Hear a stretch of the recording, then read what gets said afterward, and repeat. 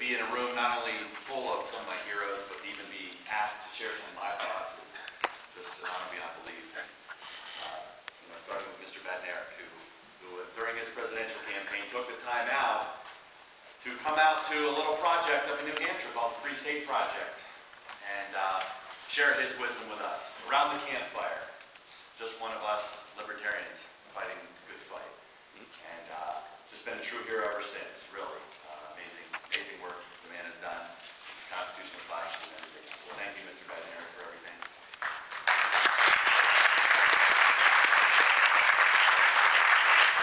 And Mr. Griffin, who I had the pleasure of interviewing for an hour, just absolutely enlightening to myself, and I hope all the listeners on my Revolution Broadcasting Radio Network a few years ago. Just a true inspiration who really opened my eyes for the first time in a big way about the Federal Reserve and all of the implications of that system. The work he's doing is absolutely incredible. Thank you, Mr. Griffin, as well. I really should thank a lot of other people in this room. I'm gonna keep it as quick as I can, and we need to talk about Bob Schultz. And I had kept hearing Bob's name for years and kept trying to find out what he was doing, and I didn't really get a grip on what that was exactly until he finally came to Albuquerque on his 50-state journey and shared with us in detail what he had been working on, and I got to say, I was pretty blown away once I understood the implications. And just one example of that. Now, Bob, correct me if I get any of this wrong, but my understanding now is that we all know that the Federal Reserve has printed anywhere between $8 and $14 trillion in the last 12 months. None of that gets debated in Congress. It's just happening. But there was one little bit that did get debated in Congress. $850 billion bailout, I think some of us heard about. Ended up being debated in Congress, and we could say a lot of ways, ended up being the Tea Party movement, ultimately. So much has come out of that. And unless I'm missing something, we have one man to thank for that happening. And that's Bob Schultz, who injuncted the federal government from doing it without congressional approval. Yeah. Okay?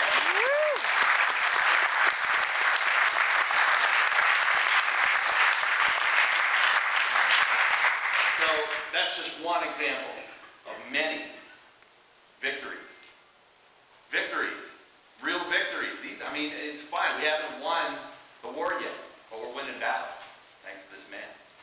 So, and that's where I just, when I found out about the Continental Congress, I'm definitely 100% on board. I think this is a terrific idea. And it is definitely one track we all need to be on, so I endorse it 100% for whatever that's worth. It's one of 3 tracks that I focus my attention on, and really I call this track is in a lot of ways working outside of the system. We're saying we're going into this, and I believe that we need to go into this Continental Congress with the attitude that in a lot of ways the federal government simply doesn't exist. And I simply justify that by saying that the day they stop following their own charter, the Constitution, they cease to exist. That's right. So they do have a de facto presence, we know that. So we have to acknowledge that, but at the same time we need to acknowledge that it's time to do something, and that Continental Congress is a perfect time to discuss what we will do about it. So one of the other tracks that I think is important that I'll just spend some time on is working inside the system. While it is in a lot of ways hopeless, working inside the system does reach out to another audience of people who are working inside the system, who don't understand the potential hopelessness of that, and does allow us to share our message with them in a lot of ways. So to that end, I'm excited about retakecongress.com, a project that we're working on. A lot of the people in this room are sharing. We're honored to be working with Adam as one of our first candidates to come on board. And we're really looking at creating efficiencies on a national level for our Congress all around. Identifying how the grassroots can really, what's working in districts sharing that information and making sure that we can help in any way on a national level that we can through to all the individual grassroots efforts going on in each campaign. We're going to identify the best bang for the buck. Let's identify districts. A lot of certain high-profile districts might be great to win, but might take millions and millions of dollars to win, where we can find smaller districts. I mean, a vote in Congress is a vote in Congress.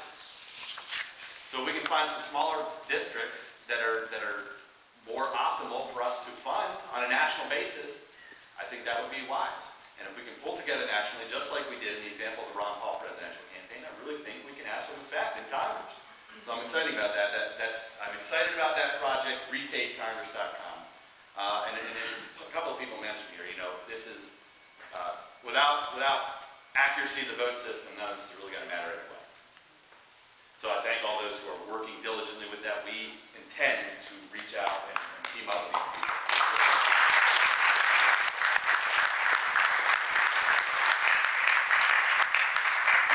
Coalition for, I can't read my own writing. Coalition for Visible Ballots, right, is one, and others who are, make sure, I want to reach out. We want to be working with you closely to make sure that the votes are counted, obviously. The other track that I think it's important to focus on is really sovereign lifestyle. I mean, we can beat the system in a lot of ways tomorrow if we all just simply removed ourselves from it. We know that. The system would go away. It wouldn't exist if we just removed ourselves from it. Now, of course, that's easier said than done. But there are some projects underway that are not widely known yet, and I'm sure that they'll find their way to the limelight in their time. And Rob Gray is a big part of some of that stuff going on. You'll hear from him shortly. We really need to. We talk about ending Fed. We talk about changing the economic system in a political sense, but really we can change the economic system by not using it, using our own, creating our own. And so that is something I'm heavily involved in as well. Using real assets for trade, gold and silver, having the ability to do everything we do with gold and silver that we do with the current Federal Reserve note, fiat money, fractional reserve money that's worthless. We can do everything that we can do with real assets like gold and silver. And so we're creating those systems now through Lakota Bank is a great example of that, and there's a lot of other projects going on like that to tie that into a much larger network. Because one thing that's important is we can't obviously have all our gold and silver sitting in one place. That wouldn't be too hard. So we have all those questions answered, and information will be forthcoming about that. One more thing I want to point out is that I'm really optimistic overall. And, we spend time in meetings like this talking about a lot of problems. Obviously, that's important. We don't know what the problems are. We can't really get on track to solutions. But, I'm overall optimistic, and I love what Ernie's doing. I mean, I love what he had to say yesterday. And I love how he had to, because I think he shares some of that optimism about the youth. And, I'm somewhere in between the youngest in the movement and a lot of the people in this room. So I want to really say that I'm behind what Ernie's doing and the attitude and the approach he takes about that. And I want to go one step further in saying that, I think some people think that the youth kind of know something that we don't in a lot of ways. And I think one of the things they actually know is that it's almost like the exponential version of a linear. Like you think that it's linear, that they know something you don't. It's actually exponential in that they know that knowing stuff isn't all that great. Right? And they know that what you know today is going to change tomorrow. And their mind works in this whole strange new way that we're all just coming to grips with.